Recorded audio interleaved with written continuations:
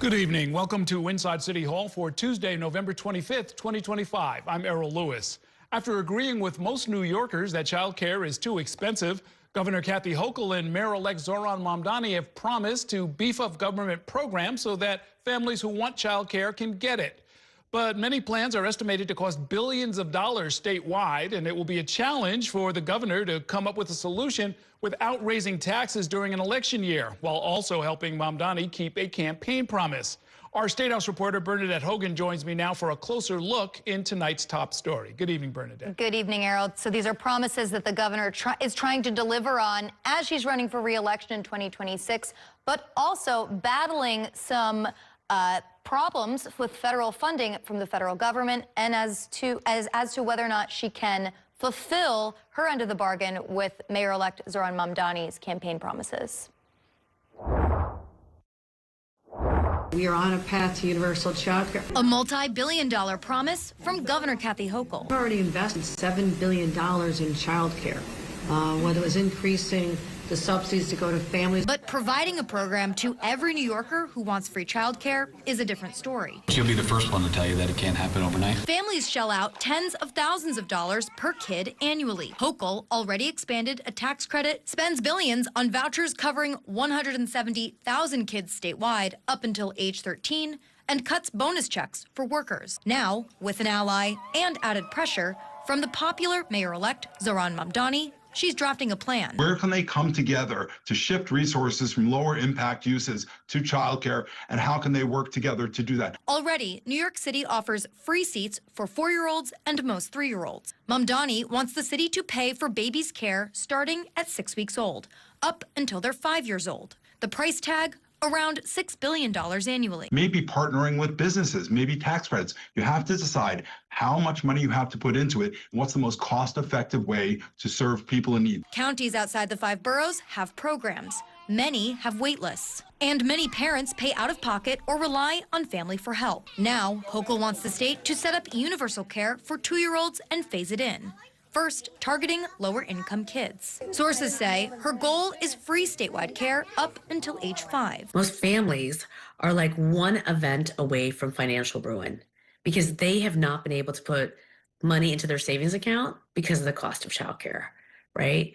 40% of families are in debt because of the cost of childcare. It costs $40,000 for childcare for one child, which is more than your rent, your mortgage, or your college tuition. Pitching national lawmakers, and now Hochul, advocates say federal and state tax credits must be maximized by companies. Whether they're providing childcare subsidies for their employees, whether they're providing backup care, whether they're building childcare centers, right? They're engaged in this conversation. We brought business leaders to Congress to speak to both Democrats and Republicans about why public investment, federal investment in childcare was critical. Estimated to eventually cost $15 billion across all 62 counties, Robert Mujica says it's doable without new taxes. There are ways to phase these programs in. You could phase them in based on geography, based on eligibility, based on age. And the state has done that before and has been able to expand programs without necessarily raising taxes. He served as New York's budget director under Hochul and Andrew Cuomo. If we have new initiatives that we want to fund, then how do we find those resources within the growth that's normally going to happen in the budget? And that has been done before. It has been done with pre-K, right? The city went ahead with 3K. So as we go forward towards the beginning of the legislative session, Errol, on January 1st, the governor is going to have to present her state budget, so her spending priorities, but then also figure out what exactly the city wants. The city needs to right-size its own finances. You know, the Mamdani administration is inheriting a lot from the Adams administration, some out-year budget gaps. So Hochul is tempering expectations and promising these things that she supports, but that doesn't necessarily mean that we'll even see a ramped-up universal child care program in year 1, 2, or even 3 or 4 of a Mamdani administration. It is interesting, though, that the former budget director, Robert Mujica, says that it can be done, that $15 billion in a state budget of $212 billion is not all that much. Right, and I wish I could have used more from the interview with him, because when he worked under Andrew Cuomo as his budget director, he was able to negotiate with the de Blasio administration to help with that first iteration of universal child care. But I think the key, reading between the lines there, is there's always money for something. It just depends on where it comes from. So New York has an over $250 billion state budget. A third of it comes from the federal government, right? We have good revenues coming in, meaning sales tax, Wall Street looks fine.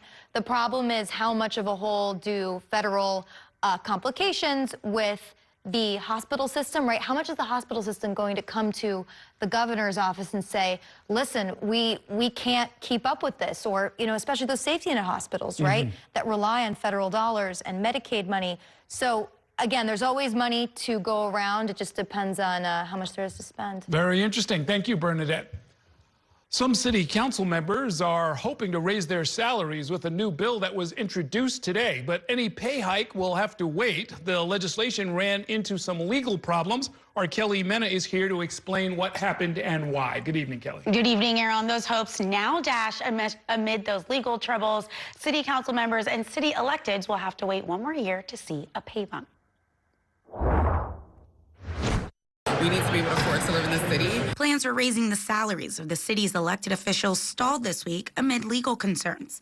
The delay is due to a local law that prohibits salary increases between an election and the end of the year. Essentially, that provision is designed to prevent what frankly smacks of self-dealing, where city council members, elected officials have just gone before the voters and immediately after vote to raise their own pay at the time in which they won't actually be before the voters again for another 4 years. Grace Rao, executive director of Citizens Union, a government watchdog group, said the appropriate way to handle raises is through an independent commission. Mayor de Blasio did this when he was mayor to study not just the pay level of elected officials in New York City, but look at what is happening nationally. Hold a public process, produce real research and a report and a recommendation. And that's what happened the last time city council members saw their pay go up. It was 2016 when the city's elected officials saw their last pay increase. The bill that was introduced on Tuesday aims to give a 16% wage hike to council members, the mayor, the city comptroller, the public advocate, the borough presidents, and the 5 district attorneys. The prime sponsor of the bill, Queens Councilwoman Natasha Williams, told New York One in a statement, "Today's introduction begins the review process the charter anticipates. The last full review was in 2016, and this step allows time for a formal evaluation and recommendations before a vote next year. Introducing it now ensures the process can move forward on the timeline the charter lays out." Williams said she is not disappointed the vote cannot take place this year. The bill has 32 co-sponsors, including all the contenders for council speaker except Julie Menon. Council members say the legal concerns are simply a delay, but not a stopping point in their fight for higher pay. We're not trying to become millionaires. We're just trying to really get what we think we should, especially when we're working 24 hours a day. And this bill would have to go before a committee, get voted out of committee, then voted by the full city council. And then if it is approved, it will go into effect in the year that it is approved, Errol. Are they showing any interest in doing a commission, something a little bit more comprehensive than just kind of awarding themselves more money? Yes, they do. And in this bill, there is a provision that would require the mayor to convene that commission. They're hoping that with the bill, there'll be some movement on this. I was talking to city council members earlier today, and they said that this has been an issue for many of them for many years. Okay, I understand there's a development on a different story involving the Elizabeth Street Garden. Yes, that's right. So Elizabeth Street Garden, controversial housing development for the last couple of months. Mayor Eric Adams had tried to build some senior affordable housing at that location, Elizabeth Street Garden, ran into some legal trouble. Then he decided to change and choose some other plots. Now, last week, the developers of the original Elizabeth Street Garden housing development sued the city and tried to stop them from turning it into a public or a city park. Now we're hearing that there might have reached an agreement for those developers at the original Haven Green development site for a different location close to where Elizabeth Street Garden is. And obviously a great development for the city. Facing that lawsuit isn't something that you welcome, isn't something that you want, and obviously something for a win for the mayor as he's outgoing. You know, affordable housing has been something very big for him as in these last couple of weeks. Okay, thanks very much, Kelly. It is time for a break. Coming up, Zohran Mamdani is set to become mayor at the age of 34, but he will not go down in the history books as the youngest mayor ever. We'll tell you about the city's youngest mayor. His name is Hugh J. Grant. Also tonight, we will examine some of the key education challenges that Mayor-elect Mamdani will face. I'll be joined by a former deputy schools chancellor. And then later, I'll be joined by two housing experts to talk about planned cuts by the U.S. Department of Housing and Urban Development. Stay with us.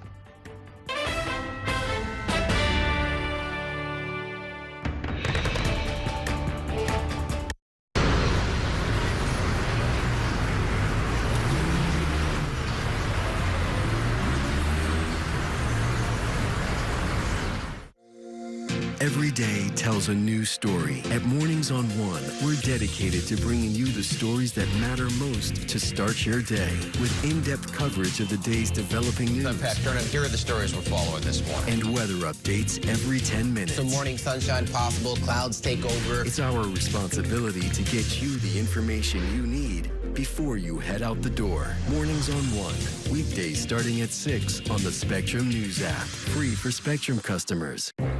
Spectrum TV, isn't that only live TV? No, it's only all my favorite streaming apps with live TV. Okay. It's only all included at no extra cost. And that's the magic of math. Will this be on the test? Sure. Why not? It's only one simple payment for all our TV. We gotta simplify and win. Winning is equally important. If not, more so. Yeah! Only Spectrum TV, fixed TV. I'm Sandra, this is Jorge, and we were adopted in 2019. I remember when they first came to us, Michael was already a teenager. The whole cliche of, they're so lucky to have you guys, and it's the other way around. They have changed our family for the better. They chose to love us. They didn't have to. They chose us. Family. Learn about adopting a teen from foster care. You can't imagine the reward. Visit adoptuskids.org. And that's a look at some of what's in the papers this morning. You done with the sports section? Today's story is about the latest chapter for a beloved local business. It's a beautiful day with temperatures in the 60s, but showers are expected in the next hour.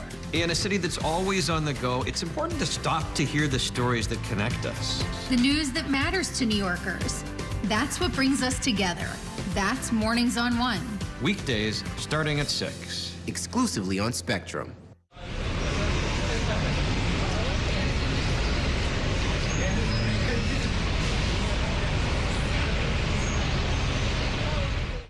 My father was a New York City firefighter.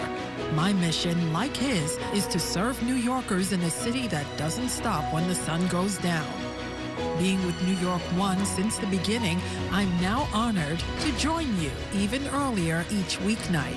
Starting at 8 with New York Tonight, we'll explore the latest news developments, followed by New York One at 10 to wrap up your day. So join me each weeknight starting at 8 right here on New York One.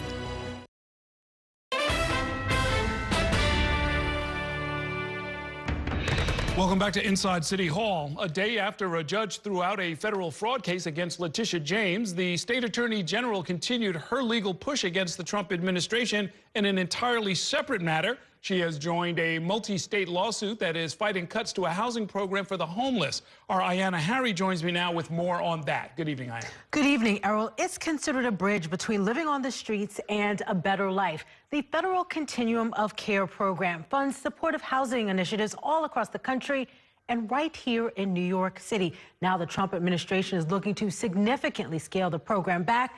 This has now become the latest high-profile fight between the president's administration and our state attorney general, Letitia James.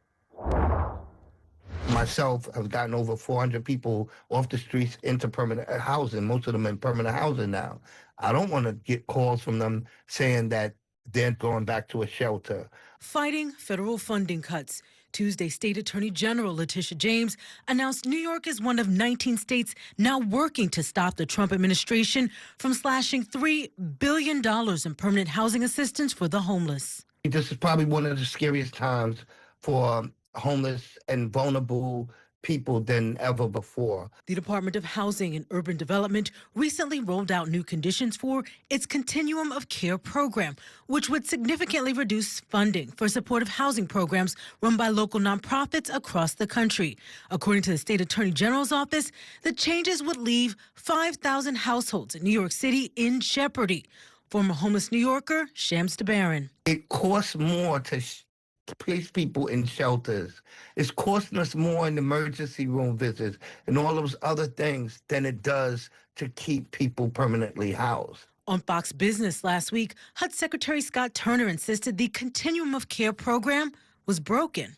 During the Biden administration, it was just warehousing. It was a homeless industrial complex, basically, a slush fund for nonprofits around the country. The newly filed lawsuit against the Trump administration seeks a court order blocking changes to Continuum of Care, arguing HUD's policy changes were made without the necessary congressional approval. There is no recourse but to try and find legal means to work around this. James is challenging Trump in court again, one day after the federal mortgage fraud case against her was dropped. The judge found the U.S. attorney who secured the indictment against James was appointed illegally after Trump pressured the Department of Justice to bring a federal case against Tish James. The White House vowed Monday the case against James isn't over yet. The Department of Justice will be appealing very soon. Yeah, the case against State Attorney General Letitia James was tossed without prejudice, which means she can be indicted over the same allegations. U.S. Attorney General Pam Bondi has vowed to use all available action to continue pursuing a case against James. Errol. It sounds like New York and the 19 other states were sort of blindsided by this change in the HUD program. And not only were they blindsided, but also local nonprofits. And so one of the organizations that I spoke with said, you know, the organizations that run these supportive housing initiatives, they have leases in buildings. They are, you know, renting out apartments. They have utility bills to pay. So they have real financial commitments that they are obligated to meet, and they are planning to use this federal funding not just to provide that housing, but also to meet these obligations. And so if this funding does go away, it could not only leave New Yorkers scrambling to find a place to go, some might end up back in homeless shelters, but also leaves these nonprofits trying to figure out what to do with the debt. Okay, we're going to have more to say about this with two housing experts later in tonight's program. Thanks very much, Ayanna.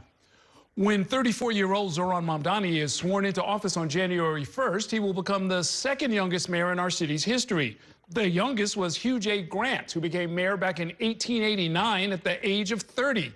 Although Grant's age may not have been clear at the time. Our Bobby Kuza joins me now to explain. Good evening, Bobby. Good evening, Errol. And I think the most interesting thing when you go back and look at Hugh J. Grant is not that he was so young, it's that nobody was really clear on how old he was. And even now, when you go back and look at historical accounts, even the New York City website, sometimes his birth year is 1852 or 1853. But there have been some accounts, including this New York Times column back in 2011, that went back and looked at his death certificate, some census records, and found he was almost certainly born in 1858, which made him by far the city's youngest mayor, several years younger than Zohran Mamdani. The whole point was he was a fresh face with a clean record. That fresh face was Hugh J. Grant, who became mayor of New York City at the age of 30. He was a Tammany Hall politician, the New York City political machine often synonymous with corruption and patronage. But according to historian David Hammack, Grant had a clean record. It was an advantage for him to have been young because politics was very rough and tumble. And the longer you're in it, the more, and certainly in those days, I don't think that's changed, the more ammunition you give to potential enemies. It was another mayor, John Perroy Mitchell, who was known as the Boy Mayor, having taken office in 1914 at 34 years and 5 months. Zohran Mamdani, who turned 34 last month, will be slightly younger than Mitchell come Inauguration Day. But Hugh J. Grant was younger than both men, though his precise age wasn't clear even during his life. His 1910 obituary in the New York Times said he was born in 1853, which would have made him 35 when he was mayor. Lily Tuttle is a curator at the Museum of the City of New York. My interpretation is that his date and his relative youth was maybe soft-pedaled during his election because he was a Tammany guy, and Tammany did not want to emphasize his youth. Tuttle notes that Grant governed a very different city before the 5 boroughs were consolidated in 1898. Since then, the city's 23 mayors have averaged 50.7 years of age at the time of their election, according to the museum. Grant, the well-connected son of a tavern owner, was an alderman and sheriff before winning 2 two-year terms as mayor. One of his notable achievements was pushing to have the city's overhead utility wires buried underground. But for the most part, Grant did not leave a large historical imprint. Peter Christian Eigner is director of the Gotham Center for New York City History at the CUNY Graduate Center. It would be kind of a little dismissive to just call these people kind of managers, but that was often kind of the term that was used. And I think Grant was just kind of filling a seat. That's kind of the impression you get sometimes reading this period of history. And just one other little bit of Hugh Grant trivia. His townhouse, the family townhouse on the Upper East Side, was actually bequeathed to the Archdiocese of New York, and now it's the residence for the Vatican's representative to the UN. And when the Pope comes to visit New York City, which happens every so often, that's where he stays, at the former Grant residence. Oh, very interesting. This is at a time, by the way, when it's not like we had big contested primaries, right? When we talk about Tammany, it's like it was who the nominee would be was kind of decided in a back room. That's right, but then there was still an election where there was the Tammany candidate and the anti-Tammany candidate, and sometimes a Republican, so that what did still get a little contentious in the election itself. But yes, there was not a lot of democracy within Tammany in terms of selecting their own candidate. All right, thanks very much, Bobby. Let's take a short break now. When we come back, some Democrats who recorded a message for federal troops say that they are now being investigated by the FBI. We'll explain why in 2 minutes. Stay with us.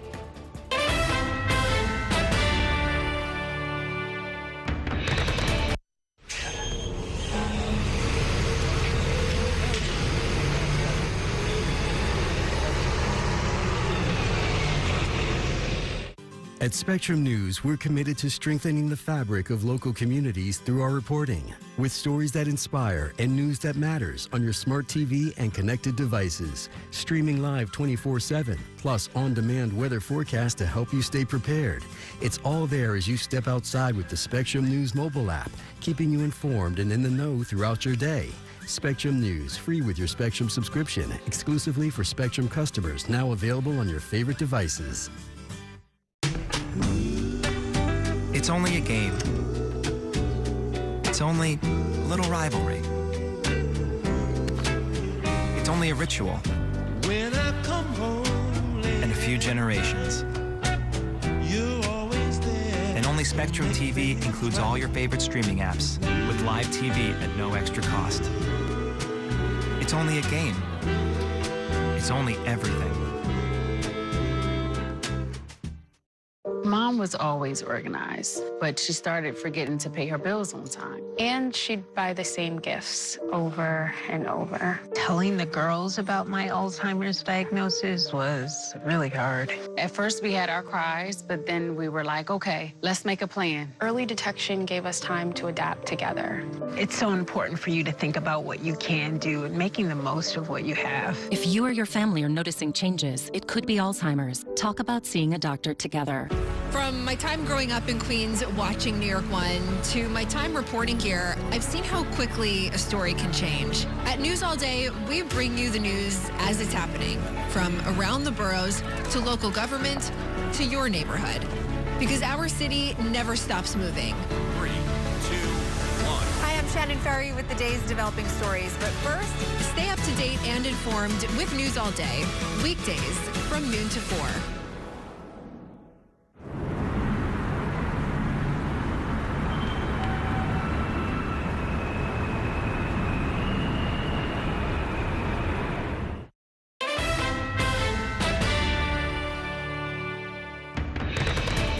Welcome back to Inside City Hall. The Trump administration is ramping up the pressure on 6 Democrats in Congress for a video that reminds service members of their duty to, quote, disobey illegal orders. The FBI reportedly wants to question these members of Congress, and the Pentagon has begun its own investigation of one of them. That's Senator Mark Kelly, a retired Navy captain. And that, in turn, could lead to him being recalled into active duty in order to face a possible court-martial. Spectrum News national reporter Evan Koslov joins me now from our Washington, D.C. bureau with the latest in this case. Good evening, Evan. Well, hey there, Errol. Yeah, this video has created quite the firestorm in the nation's capital as the president and the defense secretary, Pete Hegseth, have fumed over the video, pledging to hold the 6 Democrats accountable, in particular, Arizona Senator Mark Kelly, a retired Navy captain, as the Pentagon considers, like he said, calling him back into active duty to face a possible court-martial. We want to speak directly to members of the military. This is the video that sparked all the controversy. 6 Democratic lawmakers, all retired military or former intelligence officers, giving this message to current service members. Our laws are clear. You can refuse illegal orders. You can refuse illegal orders. You must refuse illegal orders. President Donald Trump responding to the video by calling the lawmakers traitors, writing in one post that they engaged in seditious behavior, punishable by death. Since then, we've seen a flurry of actions by the Trump administration against these lawmakers. You can't have a functioning military if there's disorder and chaos within the ranks, and that's what these Democrat members were encouraging. On Tuesday, Senator Alyssa Slotkin of Michigan confirmed that the FBI has now reached out to schedule interviews with the 6 lawmakers. This is a scare tactic by him. He is attempting to use the FBI to scare us out of continuing to talk and have conferences like this. And this comes one day after the Pentagon announced an investigation into Arizona Senator Mark Kelly to determine whether the retired Navy captain and astronaut could be recalled into active duty to face a court-martial or other punishment. Pentagon head Pete Hegseth railed against the video on Tuesday, writing the seditious 6 knew exactly what they were doing, sowing doubt through a politically motivated influence operation. Hegseth also mocked Kelly, who had posted a photo of his military medals. Hegseth writing, "Your medals are out of order," and rows reversed. When/if you are recalled to active duty, I'll start with a uniform inspection. Senator Kelly firing back on the investigation, writing, "I've given too much to this country to be silenced by bullies who care more about their own power than protecting our Constitution."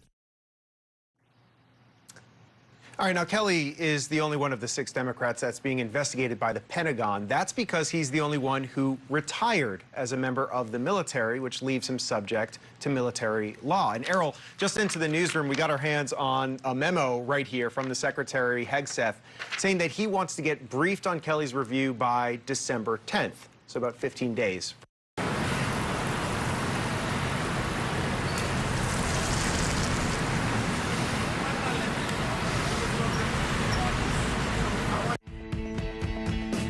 In Focus with Cheryl Wills, a weekly show discussing decisions and potential solutions for issues making an impact in your community and your city. If it's important to New Yorkers, then it's being talked about here.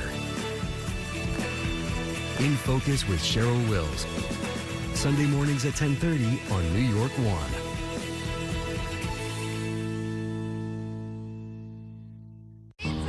It's only a slice. It's only made possible by Spectrum, connecting businesses of all sizes, like small businesses, instantly serving up orders and inventory on the Spectrum Fiber broadband network, and factories, seamlessly connecting the farmers in the field with tailored solutions that always deliver. It's only a slice. It's only everything. Get your business free fiber-powered internet forever. Call to find out how. I'm Chris Jakimick. I served in the United States Air Force, and I deployed 3 times. So in 2017, I was serving as an Air Force First Sergeant. Our motto in that role is, "My job is people, everyone is my business." But unfortunately, in that year, I would lose my own brother, Lance Corporal Adam Jakimick, to suicide. The majority of veteran suicides are from guns. I store my weapons securely, not only for myself, but for my family. My service never stops. At Spectrum Noticias, we recognize that our New York City community is vibrant and diverse. Spectrum Noticias delivers balanced coverage of the stories that matter in our communities and across the country. Our journalists are based in the neighborhoods we cover, ensuring you get in-depth reporting on what's happening in the places we call home. So join us at Spectrum Noticias. We're always on, always there for you. Now available on your TV. Check your local listings. Also available on the Spectrum News app.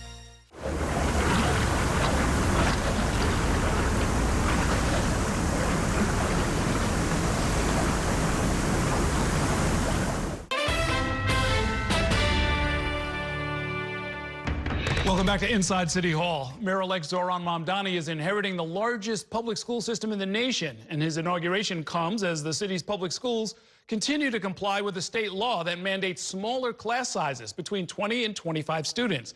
As of next year, public schools led by Mamdani will have to ensure that 80% of classrooms fall within those limits. My next guest published an op-ed in the New York Daily News that says, in part, education may not have defined his campaign, but how Mamdani runs schools will define his administration.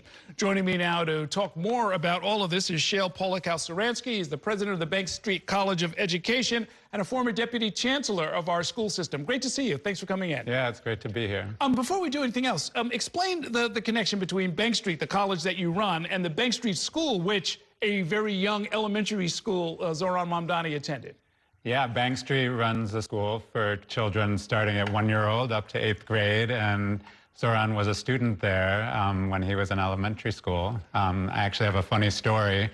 His first big upset in an election was back in 2004 when, as a 7th grader, the school was doing a mock election for the presidential election, and usually just 8th graders got to run.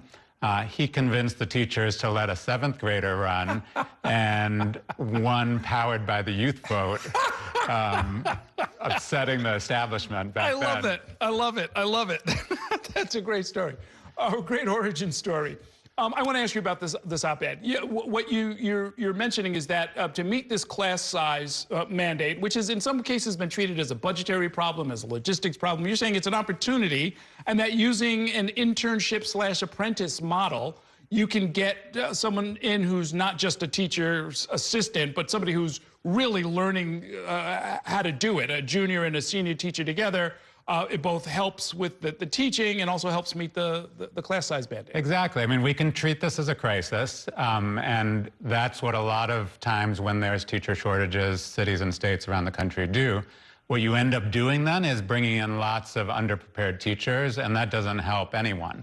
So if we can think creatively about how do we take these two challenges, we need to hire thousands and thousands more teachers, and we also need to train those teachers. Create a year-long residency model where those teachers are trained, give them the state certification that they need to be a teacher of record while they're learning, which is the same thing we do today with our teaching fellows in New York City, and put those two teachers together in a classroom. So the younger teacher is learning, but they're also able to do small group work. I mean, if you look at the city's reading initiative, if you think about what we need in early elementary school in math, you need small groups. You need kids to have individual attention. You need a chance for the teacher to sort of do the whole class and someone else to be sitting and coaching kids on the side. And so it's a win-win, and I think it's a great way to train teachers. If you look at the top performing charter networks in the city, if you look at the private schools in the city, if you look at states like Texas and California, everyone is taking this type of approach. And it's time New York City expand that. How was that not baked into the law in the first place? I mean, the rationale was to get smaller class sizes because there's a bunch of research that shows that it's better for the kids, but this seems to me kind of a logical adjunct to it. I agree. I think that, you know, it costs money though. I mean, this is not as simple as just having a student teacher. You have to pay these folks, and so you need to make an investment. Governor Hochul 2 years ago made a $30 million investment statewide in these kinds of teacher residencies. California is doing $750 million. The scale is just really different. So we have to think about, do we really want to keep the teachers that we're training? There's a turnover right now in the city of 1/3 of our teachers leave after the first 3 or 4 years.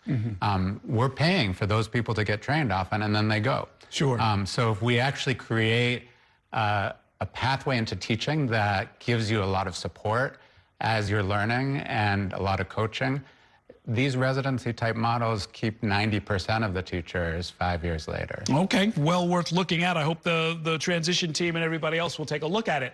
Let me ask you about early education, since that is part of a key promise, and probably, as far as cost, the most expensive one that the incoming mayor is talking about. Should this all be part of the formal school system? Because I know right now our pre-K and 3K, it's kind of hybrid, and actually a lot of it is contracted out to nonprofit organizations.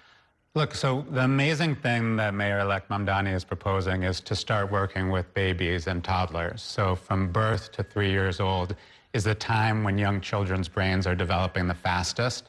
And it's the time when you can have the biggest impact on their future life chances through education.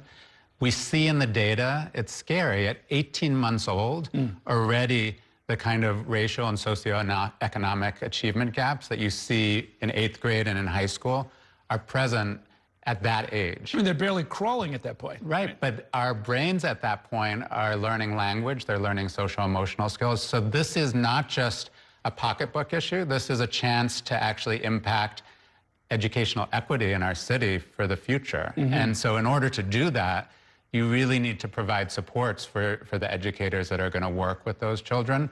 Right now, the turnover rate for early care educators is 5 times what you see in the school system.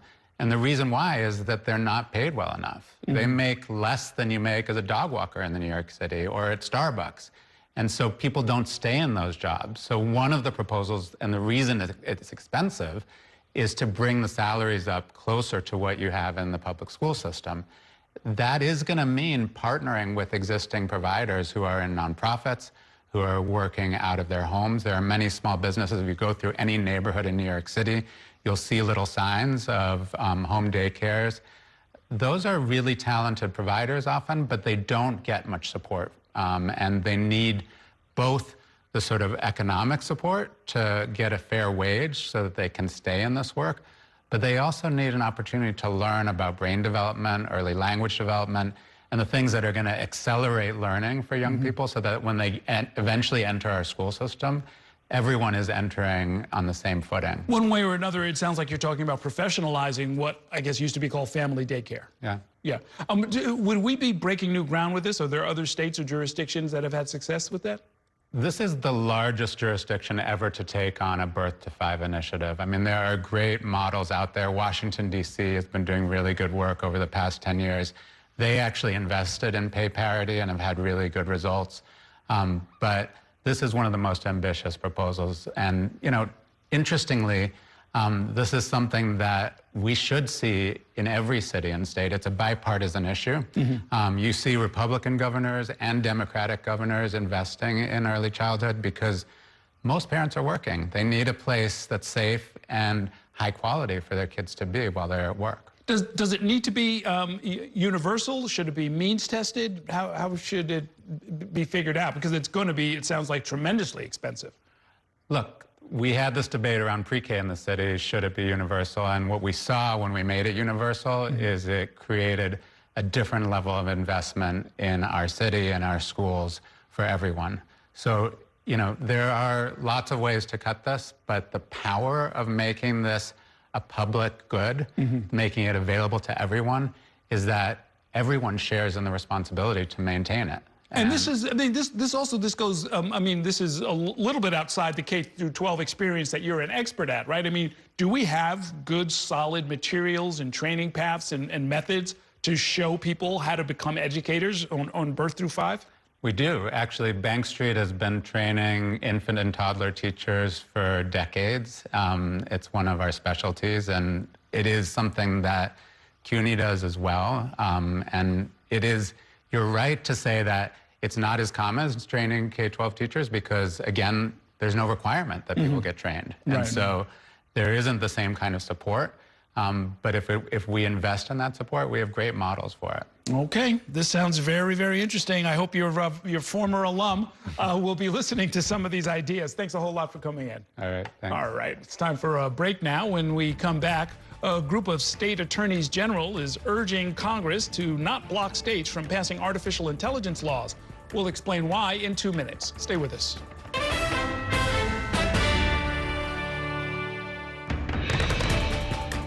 The next downtown local 6 train to Brooklyn Bridge City Hall will arrive in 2 minutes. After 30 years of forecasting for New York, I've learned it takes a dedicated team to cover all the weather our city has to offer. I'm so honored to be a meteorologist here at New York One because as a Brooklyn kid, this is the station that I grew up watching. Morning, noon, or night. Our team is here to bring you accurate forecasts you can count on, from severe weather updates to our weather on the ones. Watch the New York One weather experts on your TV and on the go with the Spectrum News app. Your entertainment the way you want it. With Spectrum TV, all these streaming apps are included at no extra cost. So you can watch anything. Movies, series, sports, reality, news. Here's a look at today's top stories. Exclusive originals. We await your orders. And even more of your favorites with live TV. Stream across your devices and enjoy anywhere. See you later. Get it all with Spectrum TV. I'm an ex-drug dealer, and I'll be your sub today.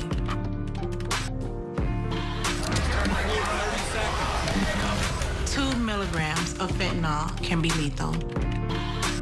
A lethal dose is in here. Who gets it, I won't know. It's cheap, it's potent, and it's profitable. The sad reality is fentanyl is being mixed into everything now. More kitchen now. My father was a New York City firefighter. My mission, like his, is to serve New Yorkers in a city that doesn't stop when the sun goes down. Being with New York One since the beginning, I'm now honored to join you even earlier each weeknight. Starting at 8 with New York Tonight, we'll explore the latest news developments, followed by New York One at 10 to wrap up your day. So join me each weeknight starting at 8 right here on New York One.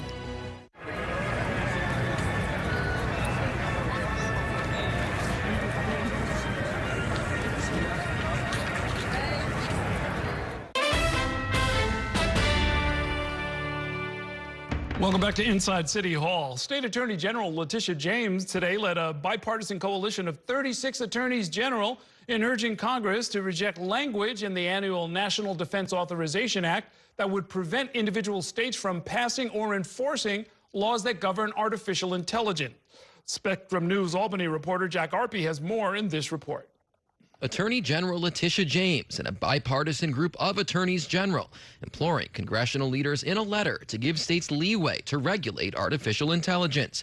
It comes as those leaders consider adding language to the annual National Defense Authorization Act, which would preempt state laws governing AI. And President Trump considers a panel to challenge those laws. James and the coalition insist that blocking states from regulating AI constitutes a safety and security threat, saying in a statement in part, quote, "Every state should be able to enact and enforce its own AI regulations to protect its residents. Certain AI chatbots have been shown to harm our children's mental health, and AI-generated deepfakes are making it easier for people to fall victim to scams. State governments are the best equipped to address the dangers associated with AI," end quote. States have varying degrees of AI regulations, and New York's are ramping up. Regulations went into effect this month requiring companion operators to have safety features that interrupt users who are engaging for long periods. There are also safety protocols if a user expresses suicidal ideation or self-harm, including referring them to a crisis center, with more bills working through the legislature. It comes as New York works to balance safety and security concerns with economic development. Justin Wilcox, executive director of Upstate United, is encouraging state leaders to take a smart approach to those regulations. He says that must include investments in the power grid and embracing a wide portfolio of energy sources, which current state climate law does not allow. Reliability margins looking into the future are diminishing, because we're losing sources of energy and generation quicker than we're replacing them. And that's in part because of the CLCPA. Meanwhile, Michael Mandel, vice president and chief economist for the Progressive Policy Institute, has crafted a toolbox for states who are implementing AI policy and says in addition to grid enhancement, there must be a leveraging of educational partnerships like Empire AI. And he also insists those initiatives must be paired with a robust tax incentive program. Jack Arpey, New York One. It is time for a break. Coming up, 2 housing experts will join me to talk about a new lawsuit against the Department of Housing and Urban Development over cuts that could put thousands at risk of homelessness. Stay with us.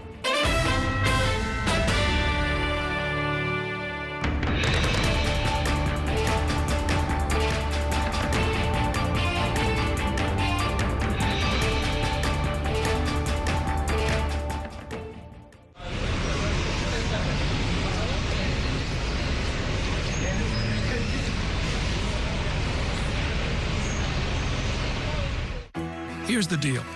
People need a place to explore national issues that have an impact on their community. To understand those issues better, we're bringing together our team of local political journalists from across the country to break down what's happening. So join us every week to catch up on the key stories making a big difference across the nation and in your local community. Watch The Big Deal with Errol Lewis Friday nights at 9 on Spectrum News New York 1. Available on all of your favorite devices exclusively on Spectrum. There's an international travel plan with Spectrum that was an additional $10 a month as opposed to paying a ridiculous amount per day for roaming fees. This literally felt like my old phone carrier was reaching their hand into my wallet and just helping themselves to some of my cash. I like having no surprises when it comes to my cell phone bill. And with Spectrum, that's been the case. So it saved me a ton of money. Real customers, real savings. To see how much you can save, visit spectrum.com/save.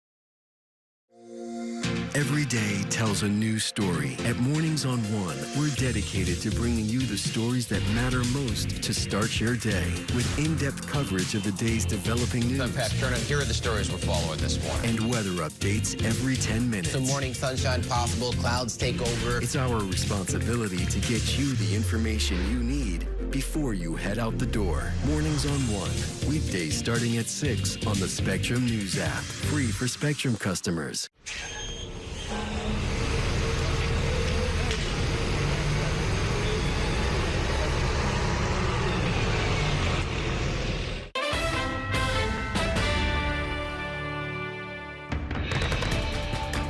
Welcome back to Inside City Hall. As we told you earlier in the program, State Attorney General Letitia James is leading a lawsuit against the Trump administration over the more than $3 billion in budget cuts at the U.S. Department of Housing and Urban Development that are going to affect New York. The cuts signal a move away from permanent housing solutions in favor of temporary housing. The Trump administration is seeking to implement changes that would place new conditions on and actually lower the amount of overall HUD permanent housing funding that homeless individuals use to find long-term housing. The lawsuit alleges that the cuts could put 170,000 people at risk of experiencing homelessness. Here to break down what that lawsuit means, where the funding changes are going to hurt New York, perhaps, we've got two nonprofit housing experts. Pascal Leone is the executive director of the Supportive Housing Network of New York. Gary Jenkins is the chief administrative officer at Urban Pathways, an organization that offers access to stable housing and essential services to people experiencing street homelessness. He formerly served as commissioner of the New York City Department of Social Services. Welcome to the program to both of you. And I want to start with you, Ms. Leone. What has been the traditional link between the Department of Housing and Urban Development and supportive housing nationwide, and how are they trying to change it? Yeah, and so first of all, thank you for having us. The HUD earlier this month had released a notice of funding for their continuum of care. The continuum of care, or COC, is the nation's largest funding source for federal housing, for affordable housing for people with disabilities. So for New York, we get about $326 million annually in COC funding that goes to permanent housing. Primarily 90% of that goes to permanent housing like supportive housing. With this drastic and abrupt change, we're seeing that New York is standing to lose 2/3 of that funding, putting nearly 14,000 households across the state, a majority, more than half in New York City, at risk of losing their housing. What was the rationale for the change from the Federal Department of Housing and Urban Development? It's unclear because, you know, we really want to, policy really should follow the evidence. And the evidence has shown that, you know, permanent supportive housing is the most effective form of ending homelessness, chronic homelessness for people on the streets and in shelter. And so we've tried these failed policies of mandating services in temporary housing, which again are more costly than permanent supportive housing. But it looks like, you know, they're looking to go and rewind the clock and do these old and unproven strategies. And what would that mean for organizations like yours that are dealing directly with people on the street? First of all, Errol, thank you for having us this evening. What it means is that individuals who were formerly homeless could potentially become homeless again. So the administration is really pouring gasoline on the inferno that is chronic homelessness in New York City and across the country. It's really going to drastically impact individuals who are now on the road to being able to just live their full lives, to potentially becoming homeless again. Yeah, I was going to say, if that number is correct, 170,000 people, where would they go? I mean, unfortunately, they would have to go back into the shelter or on the streets. None of us want to see that. Right. Is some of what's going on here, funding is being pushed towards faith-based organizations? They are, prioritizing organizations that haven't done harm reduction, that believe in a treatment-first approach, whereas, again, not only the evidence, but what New York has been following in many other states is really getting folks into housing, using a housing-first approach, and then wrapping around the supports they need to stay stable. And the evidence proves it. We have 90 to 95% retention rates. Folks live with stability, with dignity, and improve their health in supportive housing. Right. I mean, I'm trying to think of what the alternative would be. When you say they say temporary housing, but stable housing is hard for everybody to find up and down the income scale. Absolutely. Right? And it's just 24 months, right? It's very short term. It's not long-term housing. And again, it comes at a cost, right? And while they were stripping this funding away from New York is going to absolutely fit the bill, right?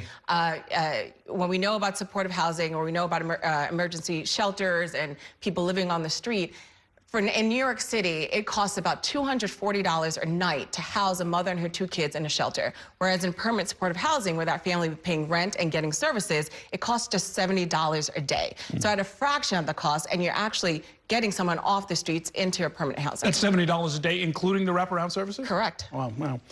So what are the main causes of homelessness in New York City that you think the incoming administration should attack? I mean, the fight's going to go on in Washington, and the resources will come or they won't come. But what's the work that needs to get done day to day? It's housing, right? It's affordable housing. It's building homes so folks be able to move in, get stable, get on the road to recovery. So we need housing. And it's also proven, Errol, that a housing first model really works. A treatment first model does not work. And it's proven. So we really need to build the homes for individuals to go in. We can provide the supportive services so they can be on a road to stability. Well, yeah, talk about that on a day-to-day level, because we've reported extensively on what has been a recurring tragedy in New York, which is that a person gets some assistance, they're brought into a hospital, they're stabilized for a few days, and then they're right back out on the street. The idea of housing first is to have them in a location where you can then bring services to them and not have them end up back on the street almost immediately. Absolutely. Providing the supportive services that they need and deserve, making sure that they have the services available to them, educating them, letting them know that there are institutions within their neighborhoods. They can go to a healthcare provider within their neighborhood. It reduces the amount of emergency visits to our hospitals. It reduces that. It also gives them the ability to really understand how do they care for themselves. Have we sort of lost something that we had in the way of knowledge and experience and institutional support in New York? Because, I mean, I do remember the New York plan, where the state and the city both put in considerable amounts of funding in order to make sure that the supportive housing network was stable, was robust, was funded from year to year. Do we need to sort of revive that conversation? Well, we still have those commitments, right? And we have new ones. And so New York, we're very fortunate that we have both state and city commitments into supportive housing. So New York City, we have the New York City 1515 initiative, which is about in its 10th year. And at statewide, we have the Empire State Supportive Housing Initiative. What we see from this federal funding, a lot of that is also braided into some of these programs as well to provide additional support. One example is the fact that this COC funding actually provides operational support for over 110 buildings across the state, 75% of which are in New York City. And so if we lose that funding, right, buildings providers may have to walk away from these buildings. They will default on their mortgages. It'll be catastrophic. And then, as Gary had mentioned, what are you going to do with the people? Just because you're taking people's housing away, the folks are still here. The folks are not going to disappear. And these are folks who have leases, who are working, who are paying rent, you know, just pulling the rug out from under their feet is just at this time, you know, the last thing they need to worry about during this, you know, the holidays is thinking about, you know, will I have my housing come February? We have a couple of dozen states that are in this lawsuit. Is New York especially vulnerable? Are we overly dependent on this compared with other states? Relatively, no. You know, we do get quite a bit, but most of our funding does come from state and city, but $326 million is quite considerable, right? And this is something that the state and the city can't backfill. Luckily, we have the leadership that is really, you know, thinking about how do we mitigate the harm, because the harm will come unless there isn't any drastic change, and that's why we're asking for Congress to act. They need to intervene, and they need to fund the existing fiscal year 2024 COC projects for another 12 months, so we don't have this gap. Have HUD come back and revisit this NOFO and figure out what the policy changes and really think about the cascading impacts on communities, because it will devastate them. Have you been able to talk with the HUD secretary about this? No, we were on a webinar where they were explaining just kind of the new changes, but not personally, no. Okay, we're going to wish you both the best of luck, and we'll continue this conversation as the new administration prepares to take office on January 1st. Thanks a whole lot for coming in. That is going to do it for tonight's show. Thanks so much for watching, and have a great evening. We'll see you next time inside City Hall.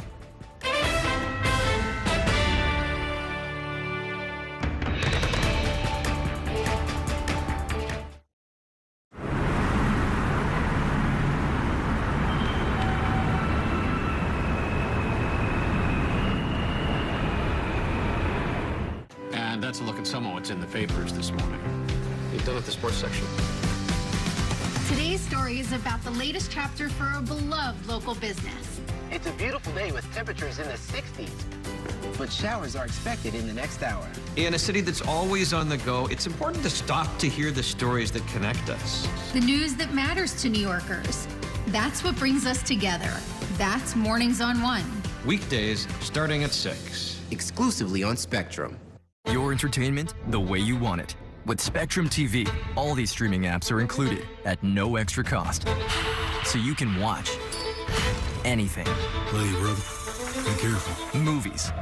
I've got this condition where I don't feel pain. You're a superhero. No. Series. There was another murder in the building. Sports. Reality. Here's to a summer you'll never forget. News. Here's a look at today's top story. Exclusive originals. We await your orders. Even more of your favorites with live TV. Welcome into First Take. Stream across your devices and watch anywhere. At home or out and about. It's the entertainment experience you've been waiting for. Streaming apps included at no extra cost. Got that, pal. Get a good look. With live TV and on demand. All together, all in one place for you to enjoy.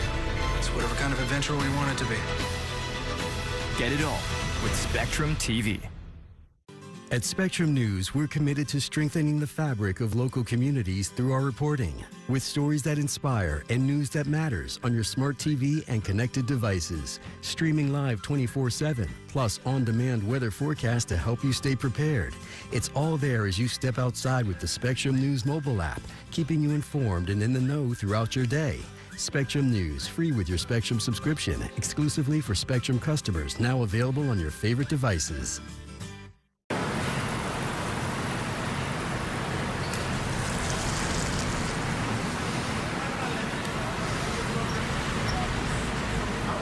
At Spectrum News, we're committed to strengthening the fabric of local communities through our reporting, with stories that inspire and news that matters on your smart TV and connected devices, streaming live